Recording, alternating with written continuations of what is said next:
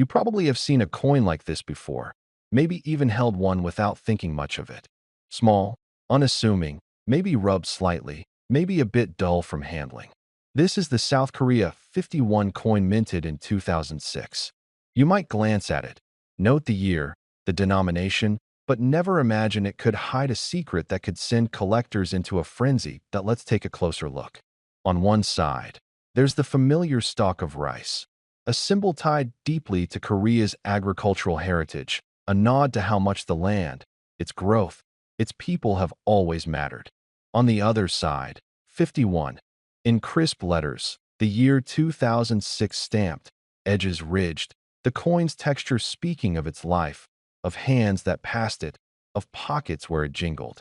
The metal has its own story, a blend designed for durability, minted in South Korea, in a year when this very design was already decades old, yet still in circulation. Even though nearly 120 million of these were produced in 2006, that alone doesn't guarantee value. For most of those coins, that means regular change. Groceries, buses, street vendors. They wear, they dull, they lose the sharpness of printing, the sheen of mint condition. For every coin like that, dozens more lay in drawers, stuck in piggy banks, forgotten. Most of them are worth maybe 37 cents to 85 cents depending on condition. A crisp, sharp coin, hardly handled, might fetch close to $1. But nothing more, until something unusual happens. What sort of unusual? Mint errors, misstrikes, perhaps a defect in the die, or a rare finish. Or maybe one perfect specimen survived untouched, shielded from every scratch and nick. Collectors prize those. They study minute details, the grain of the metal, the alignment of the stamping, whether the rim is perfect, whether the lettering is deeply struck, whether the surfaces are mirror-like or marked. Even small variations in the composition or color can matter. Sometimes, coins from this same mint and year show slight differences in weight, in diameter, in edge ridging. Little clues that say this one was different. Stories spread when someone finds one such coin.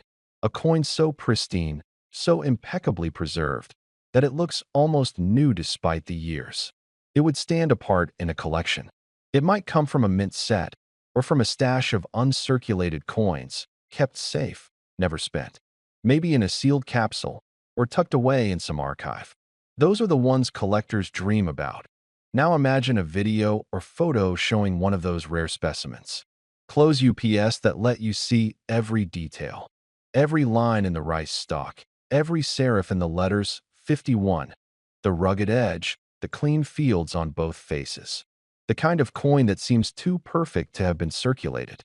When a coin like that surfaces, interest spikes. Auctions might get heated. Collectors bid, raise, compete. The moonlight glint of possibility. The rarity, the condition, the provenance, all combine. It becomes not just a coin, but a treasure. Most people assume that since so many were minted, the 2006 51 is common. And for the vast majority, that assumption is correct. But among those millions, only a few reach that top tier. Uncirculated, flawless, edged perfectly, without even the tiniest blemish. Only those few can ignite collector passion. They become centerpieces in displays. Why is condition so crucial? Because for coins, unlike many other collectibles, small imperfections cost you heavily. A nick, a scratch, a coil mark from minting, discoloration, each one lowers value dramatically. Collectors judge coins in graded system. Good, fine, very fine, extremely fine, uncirculated, proof. As you go up, the number of coins in those categories drops sharply. Uncirculated 2006501 coins in near-perfect condition? Very few. Early errors, even fewer. Let's talk numbers. Under ordinary circumstances, a circulated 2006 51 coin might sell for under $1. In uncirculated condition, maybe a few dollars, depending on buyer, location, demand. But then once in a while, one of those exceptional examples shows up. Maybe it was preserved in mint packaging, never touched by hand, never struck wrong, never exposed to elements. The metal is crisp, the rim sharp, the fields clean and reflective, the lettering deeply embossed. The entire coin seems to glow under light. Those specimens are rare enough to be news.s. Oh, what if I told you that one of these coins, one pristine, perfect, absolutely divine example, recently got a valuation that sent shockwaves through the numismatic world? One coin, in collector circles, under appraisal, under auction speculation, was estimated to be worth $9 million. A single 51 coin from 2006, sitting quietly for years, waiting for someone who could recognize its difference, its perfection. $9 million. Not a typo. What makes that possible is the mix of rarity, condition, collector demand, perhaps a mistake that makes it unique, or the provenance, who owned it, where it survived, how it preserved. When all those factors align, value skyrockets. For most of us, the coin remains worth its face value.